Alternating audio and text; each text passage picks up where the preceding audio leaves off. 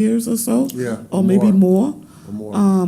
These people are trained. They know where the locations are. They sign an oath just like poll workers do.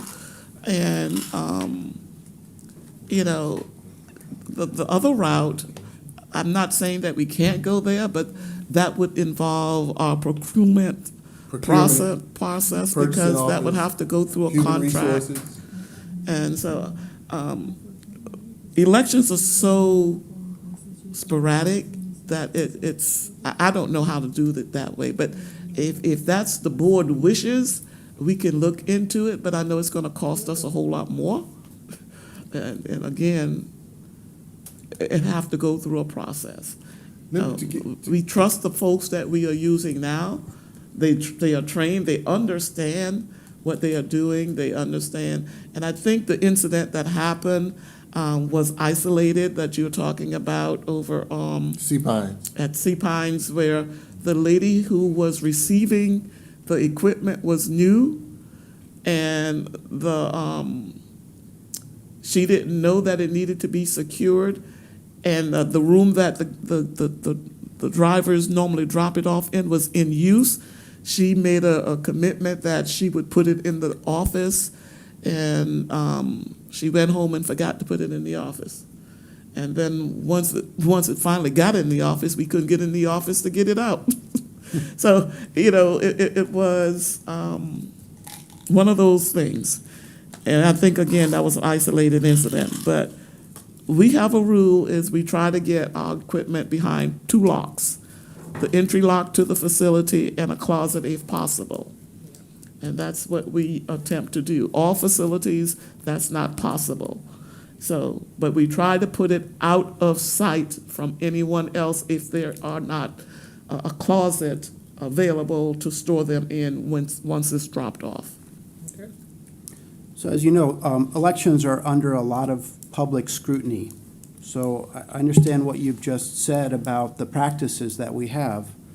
Do we have documented a delivery procedure for people and documented oath and a non-disclosure agreement, something like that, something that has some legal teeth to it that would be appropriate for the public scrutiny that we have regarding chain of custody? I believe they sign an oath, don't they? They signed the oath, they signed the same, they come to training. I mean, they come to, Vernon has a training specifically for all the drivers, telling them, and like I said, some of them already know the routes. There's gonna be new training because we got new places now. But they come to training, they sign an oath or whatever, that, you know, when they sign an oath saying that they're gonna do all the things, just like the poll workers or whatever do. So you're saying it is documented? The Yes, we can training is document everything. documented, the oath And is anything that documented. we change or whatever, we will put all of that on paper as well, when it comes down to them moving stuff around. Can I ask a question? So we wouldn't be too long. These buildings and these polling locations that we are looking at, can we find out before we even go out there and make a trip to do ADA, if they have all these things in place, like where are you gonna lock up all these stuff? Because That's a part of the assessment, Ms. Ali. When we go out, one of the things that we ask them, do you have a closet we can store the equipment in? And we go chasing, looking for closets, and they offer us options Offices. and things like that. But again,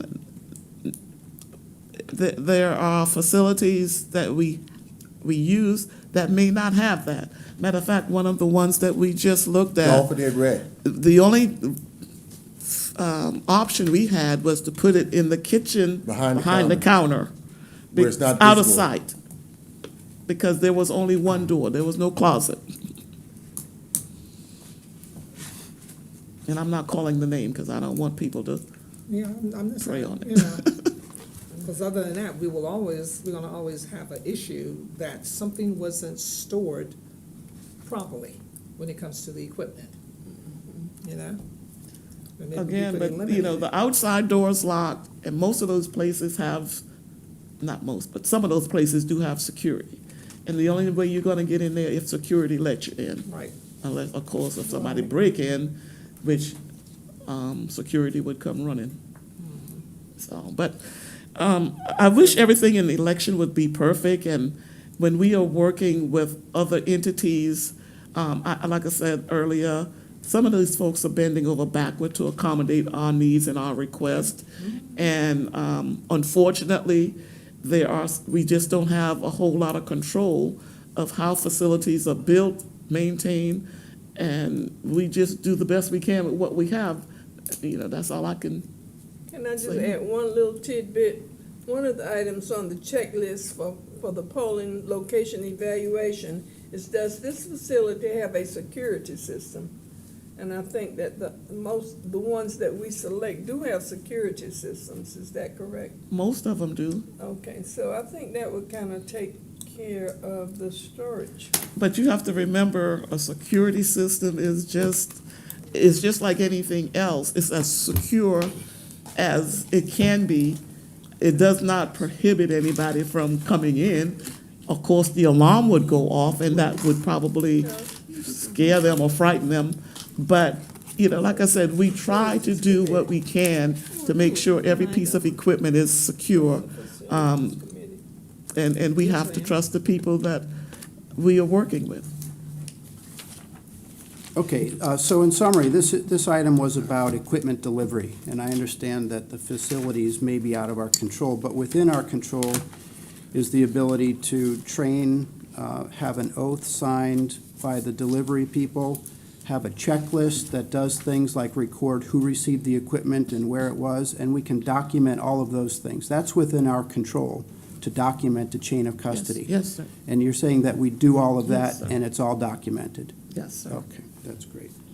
And when there is a place that they go to and they can't get in, or they don't have something that they say, like the room is vacant, occupied, they will call back and say, this room is occupied, what do I do with the equipment? And then we try to figure out a remedy for that. And that's what happened with Sea Pines that time. If we don't have all of that, it will be put into place. Right, it'll be on this list. We will put Okay, all I'm of that in confused. place. It is in place, or you will put it They in place? take the oath and everything, but I like your thought of who picked up the equipment, who Who signed to pick up the whatever. equipment? That's We will what- have all that put in place. Who signed to pick it up? Okay, I'm still a little confused about whether we have a documented process in place or if we will put it in place. We will, Well, that's a Vernon question, and Yeah, it's a Vernon's not Vernon available, question. but That's it. I really don't, when Wendell said we did, I thought you knew we did. But, like you said, if it's not, I If know it's- there are things that we do when we do deliver the equipment, we make sure that it Somebody- goes behind yeah. closed door. Now, is that written in a document? I can't tell you that, but I know that's a process that we use to make sure it's in a closet somewhere in that facility, if possible. And you can verify with Vernon, Marie. So we'll write it up if yeah, it's we'll not. write it up. Okay. Okay, so let's go on to item 5, that's chain of custody for Election Day artifacts. And the issue that came up here was DS-200s that were at or I should say the thumb drives in the DS-200s were swapped at 2 locations. So a single tech person swapped those thumb drives out.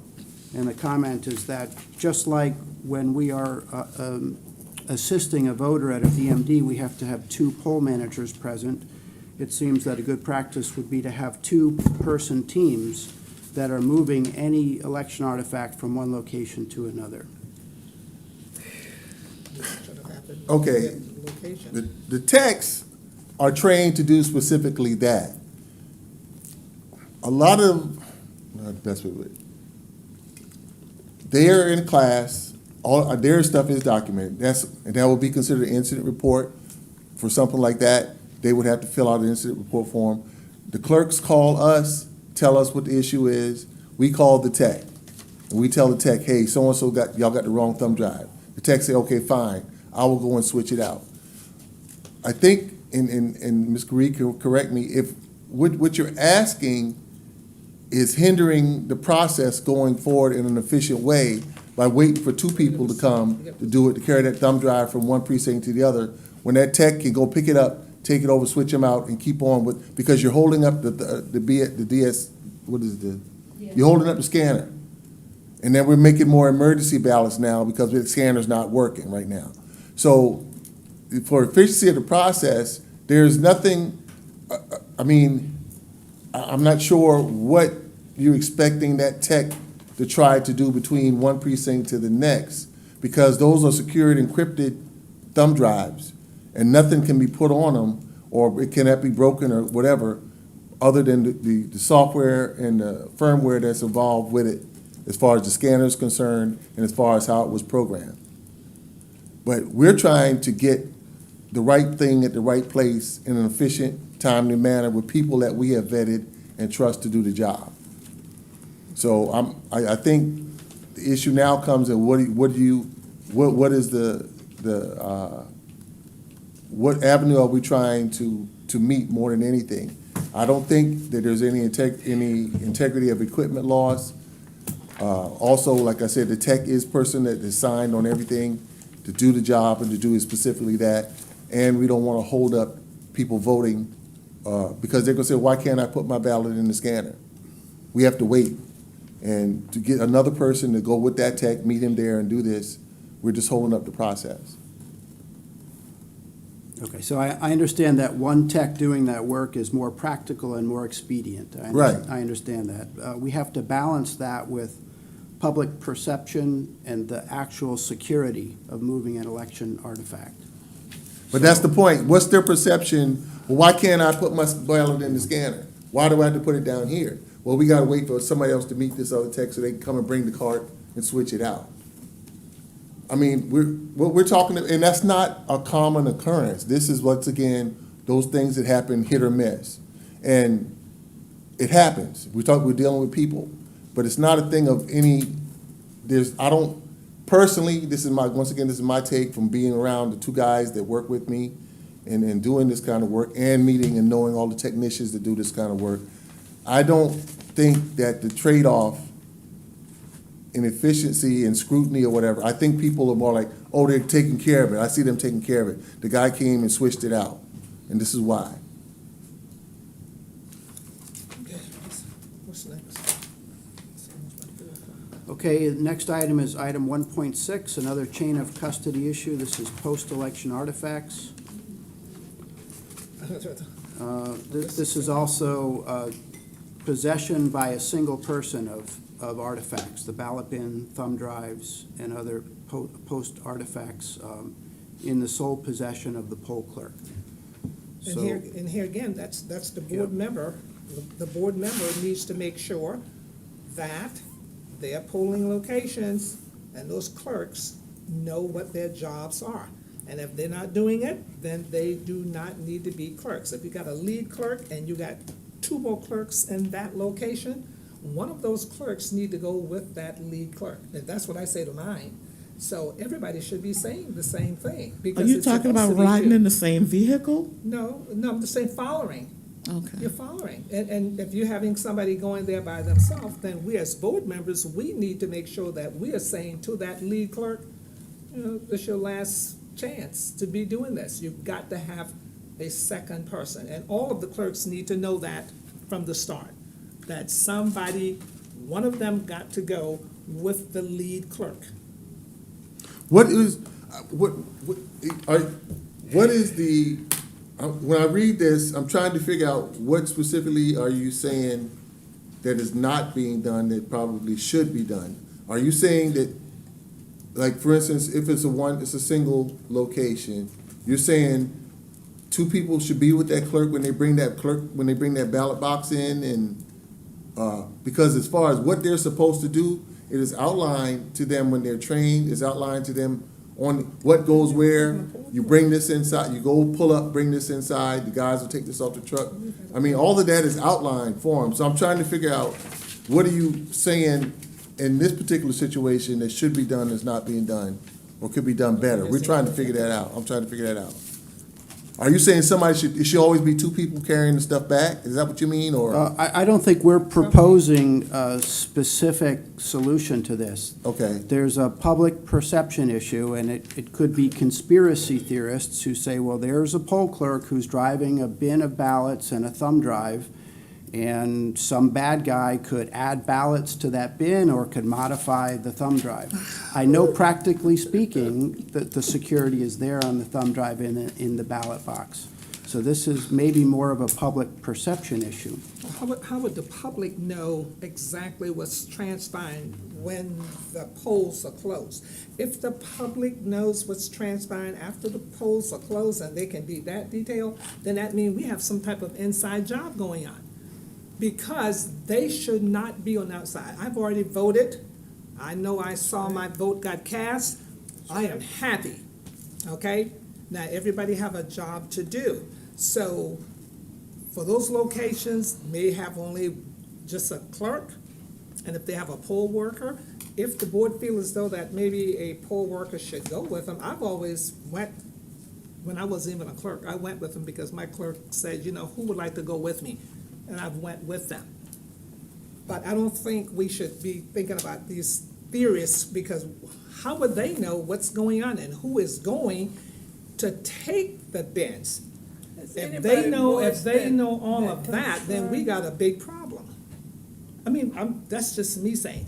If they know all of the ins and outs, then we have a problem, period. Because something could happen to the person who's following that person, and that one person may still have to go to that drop-off location. Car could break down. If you're traveling and you're following someone, anything can happen. So I mean, that's just me. I don't understand it at all. Why, you know, someone on the outside is thinking that something funny is going on with the thumb drive and with the ballot box, because guess what? Those blue boxes, they're sealed. And locked. When it gets there to the location, I do know, because I'm there and I'm watching them checking too. And they do check to make sure there are seals on those boxes when I'm there. And like I say, I do what I know I need to do because I want to make sure that my folks ain't messing up. And if they do mess up, I correct them right there and say, you know better. You need to make sure that everything is locked before you get here, okay? And that's what we got to do as board members. We have to make sure that we are helping our clerks and our poll workers, so that way we wouldn't have all these 4 or 5 pages of hot wash stuff that is going on. I don't think I have any on here.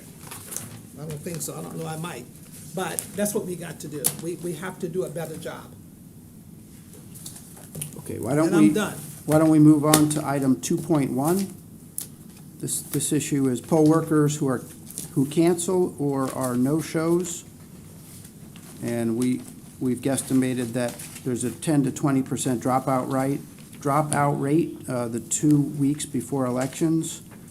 And some suggestions here are to plan to overstaff by some determined percent, could be 10 or 20% by precinct or location.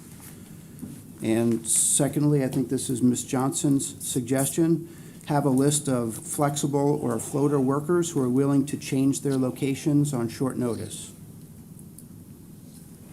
And that'll happen. I've done that too. I've called and had someone to leave from Belfair and come to the library, and it worked. Yeah, Here again, yeah. I think, I know with, me and Gene, I know, like, for instance, which one was it? I think it was the 13th, election on the 13th. You know, I was highly overstaffed with a lot of the places. Yeah. Especially if I have a co-located places. Like Sun City, I had 40-something workers out there. So, I mean, we do plan to, now, I do offer, what I did with the Sun City people, I said, hey, I got this many people out here. Any of y'all willing to work in Bluffton? I mean, work in Bluffton for me? Or whatever. And I had a few people who did. Yeah. And some of them said, well, I'm not going back. I like being out here. So we try to overstaff. We always try to overstaff. Especially now when we got, like, when your breakouts with the singles now, we definitely gonna overstaff. Make every effort to overstaff with what we have. But yeah, that is always something. We've had people that'll move for us because we know them and we talk to them and we say, hey, I really need help over here. You think you could? Oh yeah, I'll come. Like we're Seabrook or something. You had somebody move. So we always do that. We always try to make an effort to do that. And I think, I know y'all are afraid and worried and concerned, but I think June and November, people are gonna be coming out of the woodwork trying to work. Because these are the big elections. Wendell, at some places, I know you're overstaffed, but I can say that in both of the PPPs, when we had the Democratic one, I got there before 7 o'clock, and Well Branch had 2 people. Right. And I had to call and get somebody. At first, I called every single person that was assigned there and said, why aren't you here? And by and large, what they told me was, well, I got a phone call and said, I didn't take the training, so I can't work. So I cannot speak to actually what happened, but that's what I was told. And then I called and got somebody from a precinct that was a bit overstaffed, and he came over. When the Republican PPP came around, I'm sorry, Gene, because I'm throwing you under the bus, but it was the exact same people that were assigned to Whale Branch. All of those people who were no-shows at the Democratic PPP were the people who were shown. And I looked at the list like 3 days before, 2 days before, and we moved. My husband hadn't been assigned that time, and I put my husband in because he's a trained poll worker. So she had 3 people. And then on the morning of the election, there's 3 people sitting there, and I get a call from Dale, and they have 1 person there, the clerk. And so we called around, and I got the young man who'd moved before, and he came in, but I ended up moving 4 or 5 poll workers between those 2 elections to staff at 3 people. So we were not overstaffed, and that was 2 times in a row. Well- And on the paper, it had a list of people. And what happened with Dale is the clerk called me and said, listen, Liz, these people, I've called these people and they say they can't work. They say they're not coming. And, you know, we made it work, but only by pulling people in. And we don't need to do this 2 elections in a row. And it's not appropriate to acceptable. run an election. Those people that were not trained, they were supposed to take the training the day before. I wouldn't have known. Okay, you wouldn't have known, you're absolutely right for the Democratic I was one, but working for the at Republican voting one, center And didn't even get back to the office until 9 o'clock at night, so I didn't know if they attended or not the night before. and election. I don't know who I called him. apologize. I don't know who called him, but then for the Republican one, it was the same people. At that point, you Well, should let have me- known whether what- they were trained. I think- Someone should have known whether they were trained and that we were signing untrained people to those precincts. Well, I think a couple of things you gotta keep in mind. So what we had was 2 precincts that are geographically close to each other, that on the That shouldn't be Republican happening. PPP Yeah, that had should not 1, happen. 2, 3 shouldn't people happen. between the 2 Should not. precincts. And in the Democratic one, not happen. there were plenty at Dale, but only 2 at Whale Branch. Okay, I think we got the Move the on, but message. the point is, this is an issue that has to be fixed. Well, we will do the best we can to make sure we have reliable poll managers, because we know poll managers cannot work by law if they are not trained And I- prior to the election. So if there's been some miscommunication or misunderstanding as to how many people you had versus what actually, or who actually showed up, we will make sure that, at least try to minimize that in the future. We got through the election. I don't want to go back and try and beat a dead horse, like Ms. Arlene said. All we can do is look forward to making corrections and, you know, so that, again, we can have efficient elections in this county. And somehow we always manage to pull out, but we don't want to work and operate like that for every election. We have to have reliable people. We do. And, of course, there's no way of evaluating that when they are taking an oath saying that that's what they are going to do, but not show up. Yeah. That's another issue we'll try to address on our end. Maurice, so we wouldn't continue on this too long, I am going to recommend that going forward, if they have not been in training class, their name do not go on the list. don't put them on there if they have not been trained. Because anybody can say, I'm going to show up the day before, and like Jean said, you're busy, you got a lot going on, which you do, and you wouldn't know. So if they have not been trained, do not put them on the list, and that way you would know that you don't have enough people. We need to address say, the issue in yes. some way. The suggestions I had were like make a list of people who are flexible and say, yeah, call me on the morning of. Yeah. But that Who only have been works if trained. they're at a precinct Yeah, that has extra people. Mm-hmm. I mean, got to be trained already. Okay, let's go next. A last comment on this. I'm a process-oriented person, so I'd ask that you consider adding to your process of poll worker management, identifying X number of poll workers per region who are willing to change their working location at the last minute, the so-called floaters. So that when we show up and there's only one poll worker, we know 5 people we can call right away to come over here. Okay. Okay, the next one is 2.2, that's the use of fail-safe and provisional ballots. This is really a training issue. And I know that you've included that as part of your clerk-specific training Yeah, for the hybrid model. Yes. Also, lead clerks in pooled voting locations. So this is, the request was staff should assist in identification of lead clerks in pooled locations in advance. Mr. Sweeney, before you go on, Yes. that 2.2, Yes, and it's not a clerk thing, that's every poll worker thing. you're right. It's that we You're right. all of them need to know. I mean, I say this over and over again, we're dealing with people. That is one of the hardest, that is one of the deepest things we train on. So if and not to say anything, but if some of y'all aren't clear, come see us, we'll get you straight on it too. But that is something that all poll workers need to know, and it is a mainstay of all training. Mr. Lucas can attest to that, because he knows every class, we never skip a class without provisional ballot and fail-safe training. This is one of those ongoing issues. Yeah. You really Right. can't emphasize this particular piece of training enough. right. Yeah. And it's always one of those a problem. things over the years, it's the more you can focus on it, the better they get. Yeah.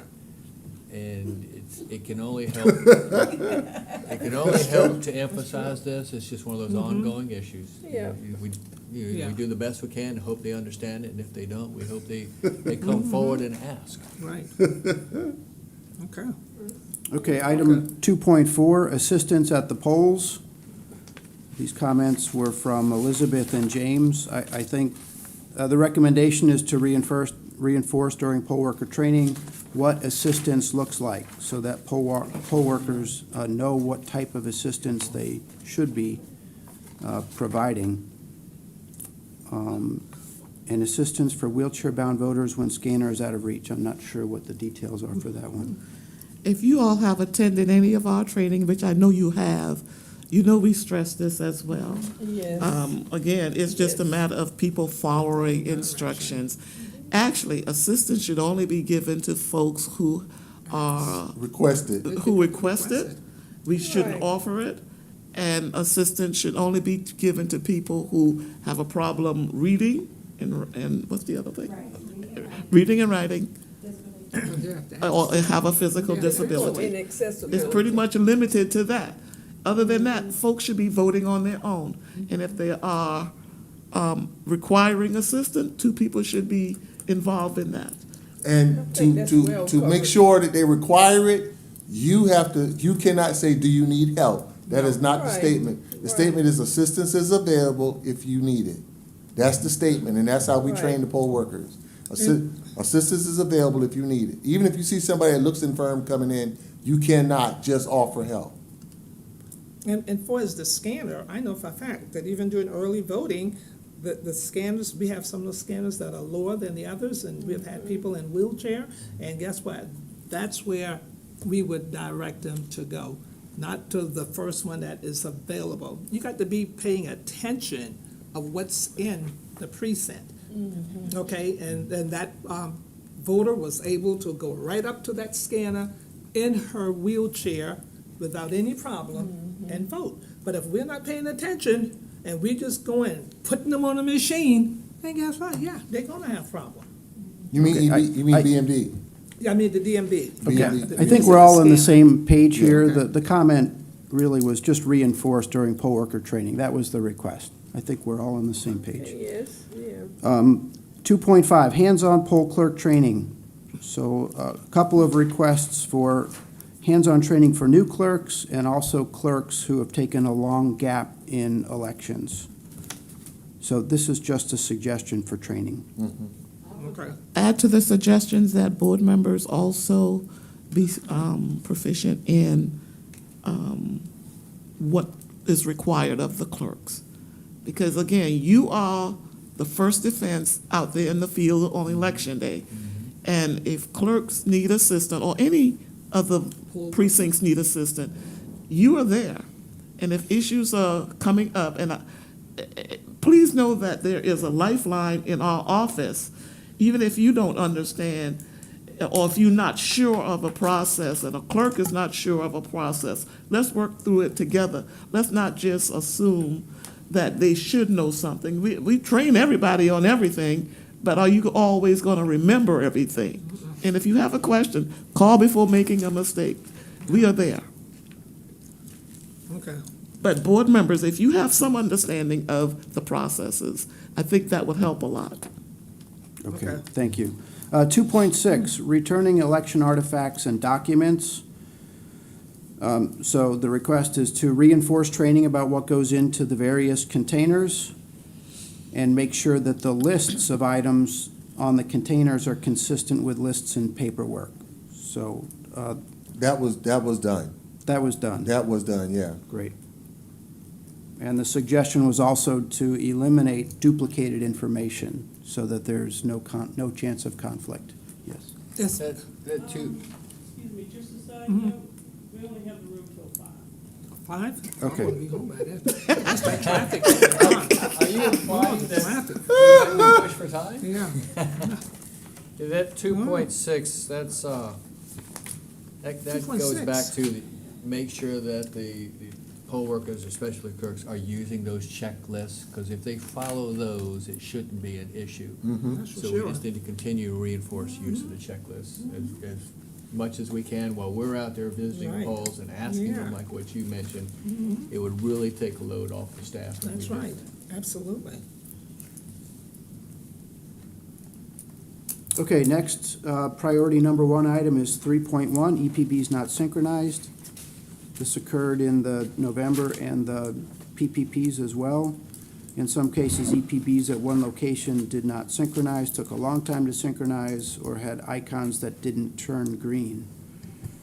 That's a state thing. He's talking about, some of them would turn them on, and they had the yellow arrow coming down.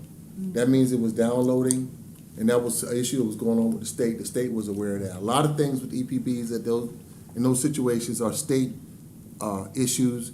We're on the phone with them already when we get a call about something going on. Now, if it's yellow and it's coming down with the downloading, that is fine. There is nothing wrong. But the ones that aren't syncing up all the way, after a certain amount of time, that's something that we've dealt with the state, and they did have an issue statewide with that. If she was here, she would have told you too. So that's something they're working on. Yeah, I mean, We're getting new MiFis. yeah, you're supposed to. I don't know if it's going to be for the June election, but I know they are replacing the MiFis. And it's also important that those MiFis be turned on before you open your equipment. And just to build on that, it's not I ran into some clerks in the last election where they just pressed a button, saw the screen light up, they thought it was on. But you have to hold that button down for a certain period of time for it to engage. And I know Jean is already aware of this, and she's focusing that on the training issue, so that's incumbent on the We clerks actually also. did. Once again, it's a people thing. Yeah. It's a people thing. I hate to say that, but it's a people thing. Yeah, they just need to pay attention. Yeah. Okay, item 3.2, this is again that the DS200 thumb drives that were swapped. This is something that must have slipped through the cracks with your checklists for equipment, but the equipment configuration standard operating procedures should not permit equipment tagged for one location to be configured for another location. We already did that one. So it's the 3.5 now, right? 3.5, this was a PPP issue where the image area of a candidate's name was not really aligned with the touch area. Do you understand what I mean there? What number? You mean on the screen, 3.5. there wasn't a box in there with the candidate? On the BMD screen, when you look at the image of the box with the candidate's name in it, the sensitive touch area was not aligned with that box. In other words, you could touch part of the image area, but it would not be selected. You know, there's two areas identified on a BMD. There's the graphic image, the line that you see, and then there's the lines you don't see, which is the touch-sensitive areas. That could have been a calibration issue. Typically, these new equipment very seldom require manual calibration, but if that's a issue, the tech knows how to correct that. So, yeah, if that comes up again, like I said, that's far here and in between. We need to know about that because it needs to be calibrated. It's just like you pressing here, but the X goes somewhere else. Yes, Yeah, it's that could be a calibration. calibration Screen issue. calibration. Yeah, that's one of the basic things that the techs know how to take care of. But they need to call the tech. We'll be looking for that from now on. And what, if you're there and the clerk, and that happens, and this is some holdover from, I think, something that happened in the past.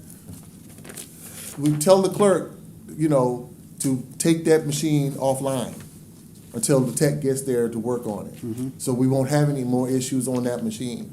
And the clerk should know that, we train them that, on how to do that, but, because they have enough to just move that one out the way so the other ones can continue on and not have any issues with that. But and if we don't know about it, we can't do anything about it. So they need to make sure that they call the tech or us. Okay, item 4.1, I believe, has been addressed already, so we'll skip that. Item 4.2 also addressed.